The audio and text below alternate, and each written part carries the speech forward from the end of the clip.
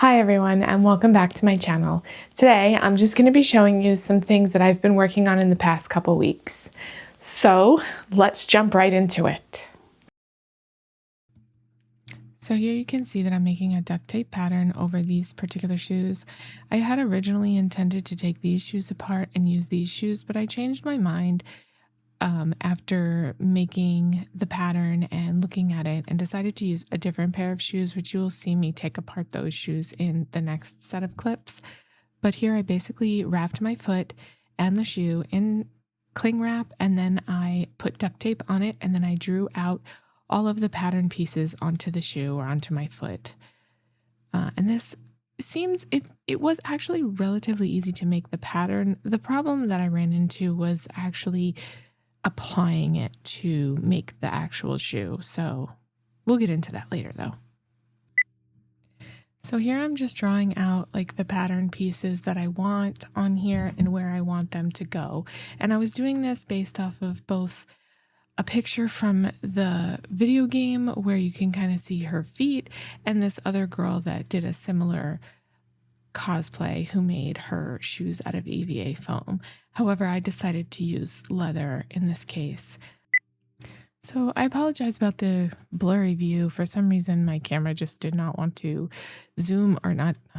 For some reason, my camera just did not want to focus on what I was actually doing. I'm not really sure what was going on here, but I cut the shoe off of me so that I could better draw in the shapes on it, as opposed to having it on my foot, because that was actually quite difficult to see what I was doing, and the lines looked ridiculous when it was on my foot, so I had to redo some of them after taking it off.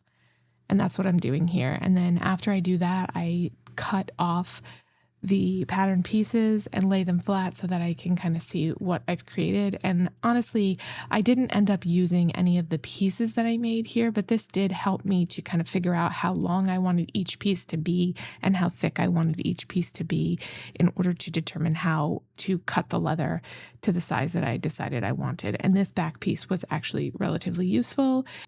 So once I got everything out and figured out how big I wanted it to be, I traced out this pattern, but I ended up not using that because I ended up just measuring the pieces to see how thick I wanted it, how long I wanted it to be, and creating my pattern based off of that. Once I did that, I created a small mock-up just using muslin to see how it would look and to give me an idea of like basically how the layout was going to be and how much leather I was going to need for it. So you'll see that next. Here I'm just tracing out these pieces, and I had originally thought that I wanted it to lay out a certain way, and then I did eventually change the layout, probably because of the fact that when I went to put the pieces together, I think I did it wrong. Even though I had everything labeled on the pattern, once I cut the leather out, there's no real way to like label the leather, so it kind of got a little bit mixed up. And here you can see this is my small little mock-up that I was going to use, and I laid it over the shoe to see how it was going to look. So these are all the little strap pieces. There's actually one more strap that is supposed to go around the ankle, and I was really struggling with figuring out exactly how to do this. Originally, I was going to do it out of the thicker leather instead of this leather, which this leather is already pre-dyed and finished, so it was relatively easy to work with, and it was also much thinner than the other leather that I had used for the belts on the Link cosplay. So I had decided to buy this leather and use this for mostly for the shoes, and also to make suspenders for my boyfriend's Zach cosplay, because he wants me to do another pair of suspenders for them because the suspenders that we were using were kind of crappy. So I also made lining pieces out of canvas, which I did not record cutting those out, and then I folded over the seam allowance and stitched them in place to line the pieces so that it wouldn't irritate my skin.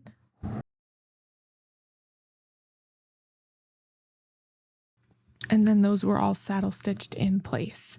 And originally, I think I made all of these straps entirely too thick, and I had to go back and make them smaller because I had anticipated I added seam allowance to them, and I'm not really sure why. Originally, I obviously added seam allowance to them for the fabric pieces, but then I cut the leather pieces with seam allowance too, so I ended up having to take all of those down and cutting them in half and making them all smaller. So I don't know why I originally cut them with seam allowance. It just doesn't make any sense.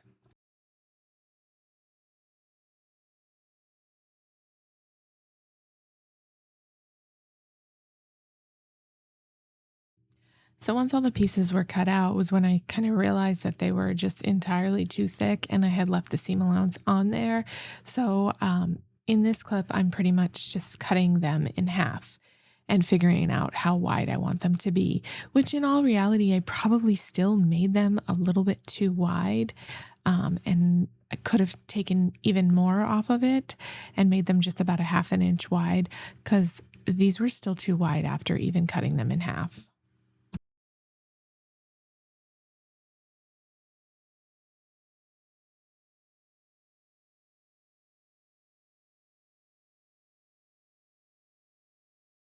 So here I am saddle stitching those strap pieces together with the lining piece that I created. And originally I was trying to do this on a stitch pony, but the stitch pony was actually making it a little bit more difficult for me to work with the pieces.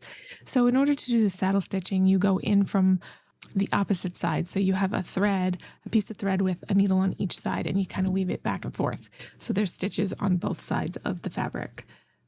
And you have to do this by hand. I don't know if there's a machine that can do that, but I don't own a machine that can do that.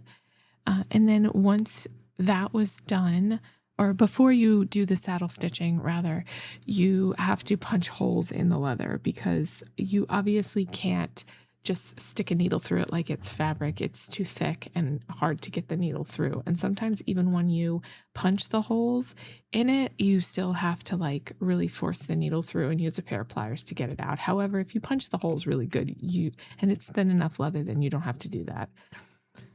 So you can see that this is actually a very long, tedious process that took me a really long time just for one shoe to stitch all of these pieces to the lining and yeah, all by hand. So it was a long process, and in the end, I think I made all of these straps just slightly too large, and I probably shouldn't have lined them, but I don't know.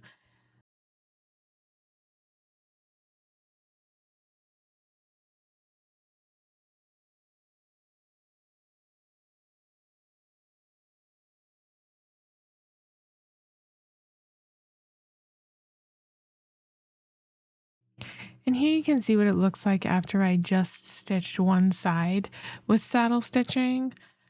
So there you can kind of see that's just one side. And I think that as I was working on it and as I was doing it, it became a little bit easier and faster for me to do it. Um, but it was still a long process and it was so tedious. So here I'm showing what it looks like after finishing the other side. And then you can kind of see that it's a little bit big on one side. So I do actually decide to cut some of that down here.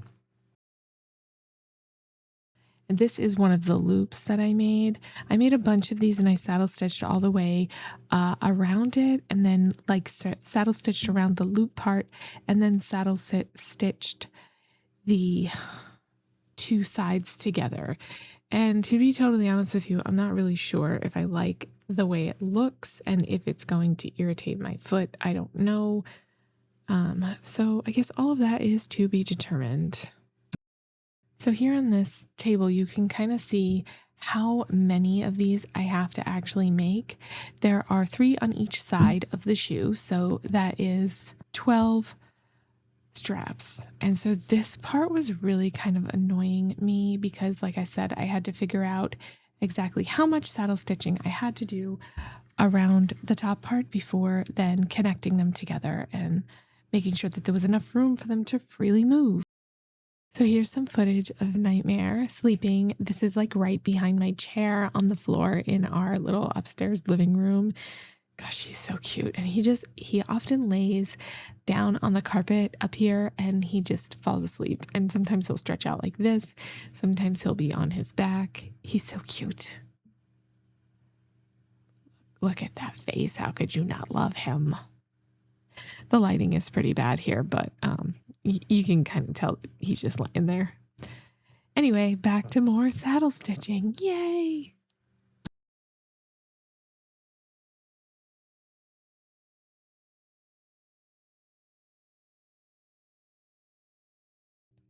So here I'm just showing you that I have saddle stitched along the top portion that is going to loop over the strap that goes on the shoe, and these are supposed to be on the side. So then what I do next is I saddle stitch those two strap pieces together.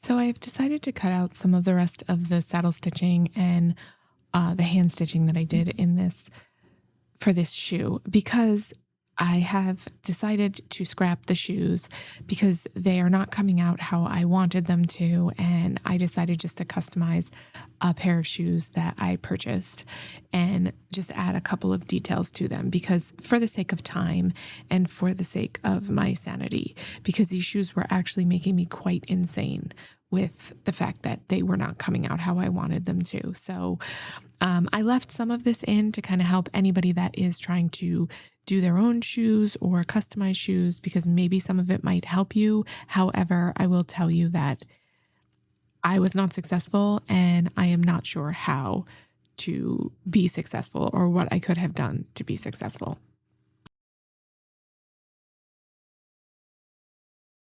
So here is some footage of me using my Dremel tool in order to smooth out some of the edges on the tiara.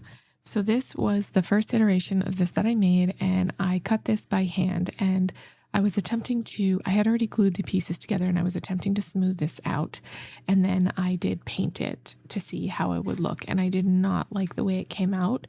So I did actually remake this and I attached a piece of wire to it because originally the instructions for this pattern says to put a piece of thread through it with a needle. And I didn't like the idea of doing that. So I put some jewelry wire through and did some contact cement, and I have still not finished all of the sanding because I filled all of the gaps with foam clay, and now I still have to go back, sand and prime, and then also finish it. But we will get to that. So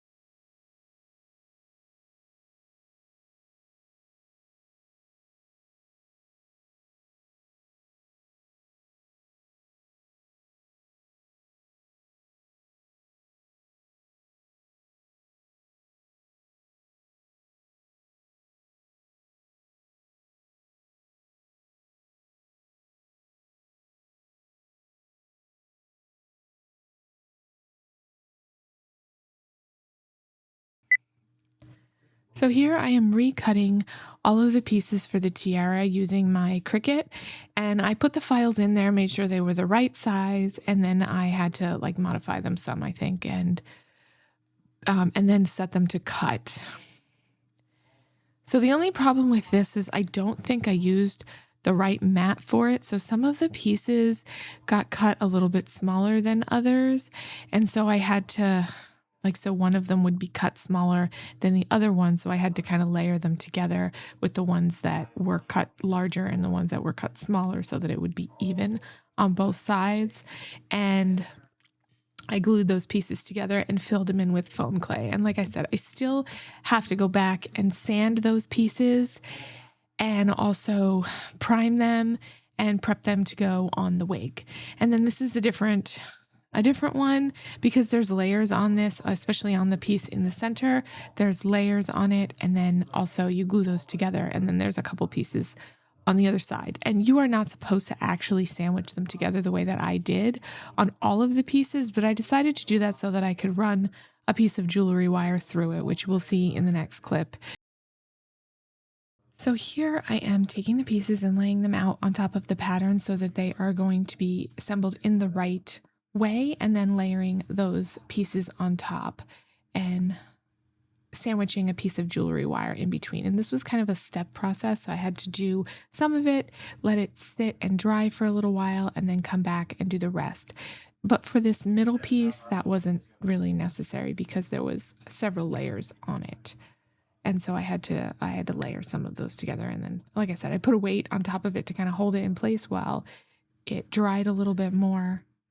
And then I came back and did the rest. So I didn't record the entire process of doing this because, like I said, I had to let some of this dry before coming back and doing it. And I believe I did this, and then I had to add the bead. And you can see in the background here that I made one before, but I didn't like the way that it came out.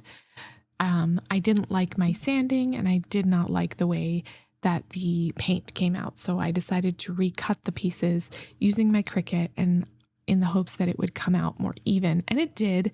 I'm just not sure how the final result is going to turn out yet.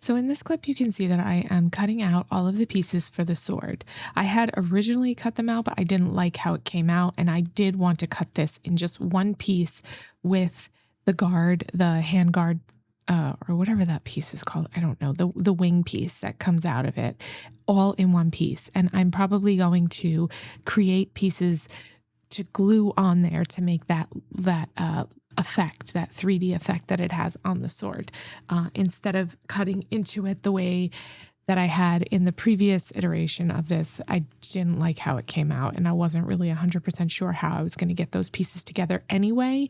So I think this will work better. So I'm cutting those with a really sharp, I don't know what kind of knife this is. It's just a really sharp knife. And then after I cut all the pieces, I Dremel out a channel for the metal bar that you can see there on my table, which is a complete and total mess. This is outside in my garage. So that metal bar that I'm going to put there is going to give it some structure, and it will also hold the circular pieces that go on the sword and also hold like the PVC pipe in place. So it gives everything kind of a base to attach to, I guess. And so once everything is cut, you can see that this EVA foam is a little bit curled. So I'm just heating it to make it lay flat.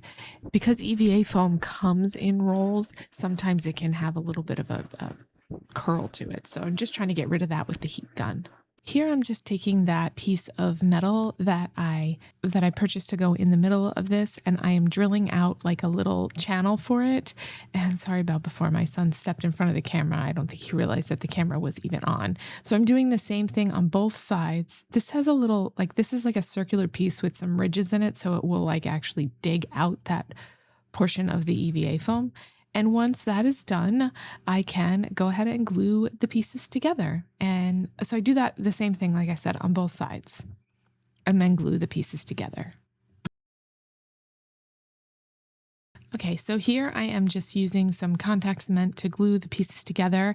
And just a quick safety note, anytime you're using any contact cement or any kind of glue that can be toxic, just make sure that you're wearing your protective equipment. You also want to make sure that you're wearing a mask anytime that you're sanding EVA foam, along with eye protection, so that you don't get any foam in your eyes. And then you want to make sure that you're wearing the right kind of mask that's going to protect you from the toxic vapors of like this glue, because that's the problem with it. It's the vapors. So you want to just make sure you're wearing the right kind of mask for that. And here I'm just weighing this down so that the pieces will stay together. So here is what I have so far for the sword. I still have to carve out all of this stuff on here, but I did do some light sanding on it. I also attached this bar here into the center of the sword so that it would have some structure.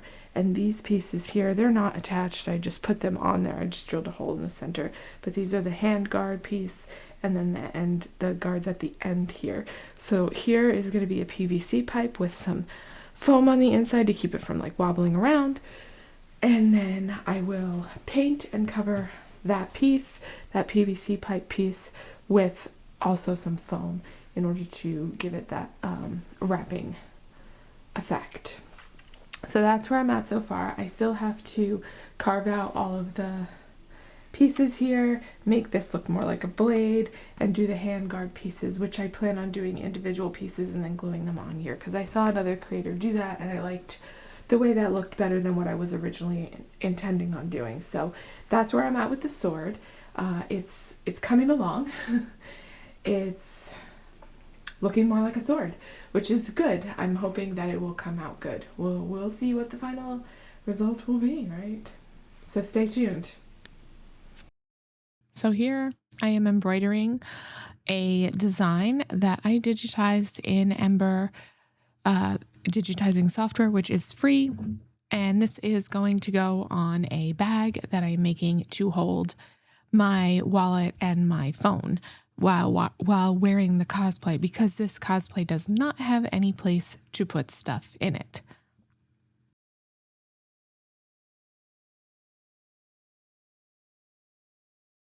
So here's what the finished bag looked like, and it is the perfect size to fit like my phone and my wallet in it.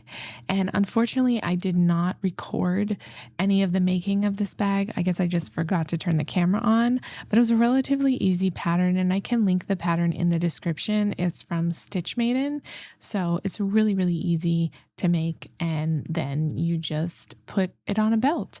And I also am making a belt for this, which I will show the making of here next.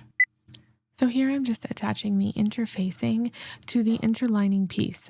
Interlining is not required in this pattern, but I decided to do it because the fabric that I had decided to use for this is the same fabric that I used to remake the skirt. It's just a poly cotton blend, but it's really flimsy and really thin, and I didn't think that interfacing it would give it enough structure for a belt. So I just decided to add an extra layer of stability to it.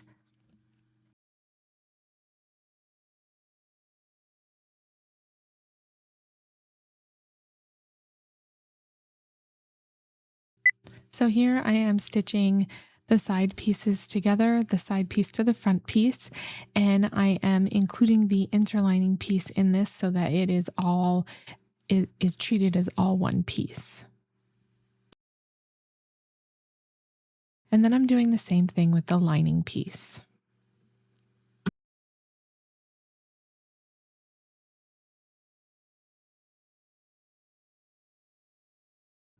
So here I am stitching all the layers together, and then once that is done, we turn them and press them.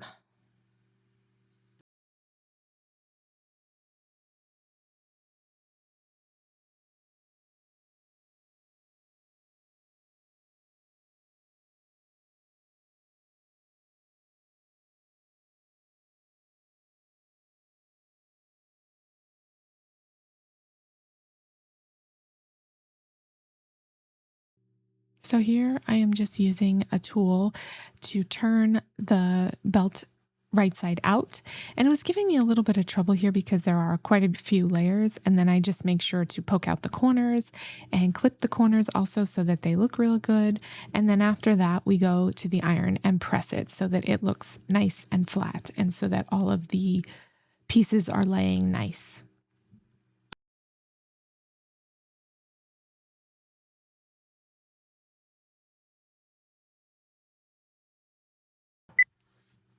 So when you're pressing this, you just want to make sure that you try to get all of those seams like as flat as possible and as nice and even as possible so that they are looking nice when you are wearing the belt. After I press this, I decided to do an edge stitch. And the reason I decided to do that was because it was just not laying nicely without it. You could just hand finish the side where it is still open, but I decided I wanted a little bit of a top stitch. So I did this edge stitch to make it nice and neat and pretty. And once that was all done, I decided to just add some snaps. It tells you to do buttons and buttonholes, but I feel like having snaps is a little bit more adjustable, so you can take it out it's hard to take a buttonhole out once you already cut it open. So I just decided to go with snaps, and I hand sewed those on. I did not record any of that, but the next clip will show you the finished product and how it looks along with the bag.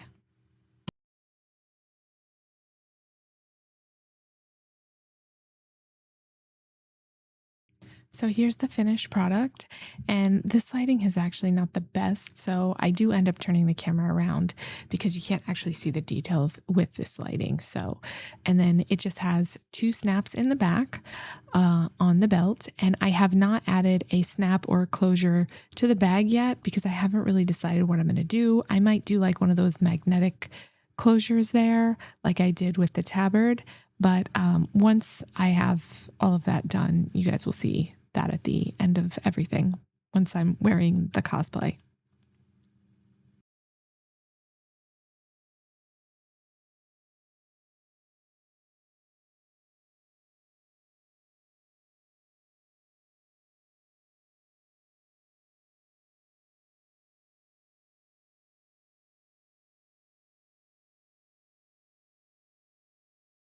Okay guys, so I hope you enjoyed my kind of behind the scenes, what I've been working on stuff.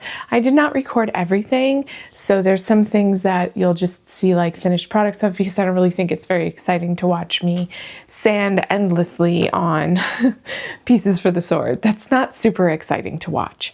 So with that, I'm just going to quickly discuss all the things that I still have left to do to have this project or this cosplay ready for the competition in just a few weeks. So I still have to sand and shape the sword, part of the sword, and the hand guards, I believe it's called, the wing pieces, whatever that is. And then I have to prime and paint for the sword. For the tiara, I have already primed it and I'm in the process of painting it. So the last thing that I need to do is just make sure all of the paint looks even, which is a struggle because of the type of paint that I chose to use, but it's coming out okay. So I still have to finish painting that, put the magnets on it, and put the gem in the middle, and then that piece will be done. So for the tabard, I still have to satin stitch around all of the pieces. I still have to put those pieces on and satin stitch around all of those pieces. And then I just need to customize the shoes that I ordered since I have decided to scrap those shoes. I did not like the way they were coming out. The top portion, I have the shoe right here as like still in progress. So this top portion here is not fitting my foot correctly. And then this piece here is like going this way instead of this way. And I think that's because of how this shoe is, this shoe base that I picked to use and take apart. It's not going to come out the way I want it to. So I've decided just to scrap it, which is upsetting because I spent a whole lot of time on the shoe and now I just don't have it. So it is what it is. So anyway, with that, I hope you guys enjoyed my video, and I'm not sure what I'm going to be doing next because I'm still prepping for this competition and trying to get as much done as I possibly can for the cosplay. So I will probably be doing a video on my last competition and like my experience with it and all of that. That will probably be my next video since it won't require any making of anything. And then there might be another vlog coming on like the rest of the stuff that I'm finishing up for this cosplay. So stay tuned for that, and I will see you guys in the next video. Thank you so much for watching. And if you like my content and want to support my channel, please like and subscribe, and I will see you guys next time.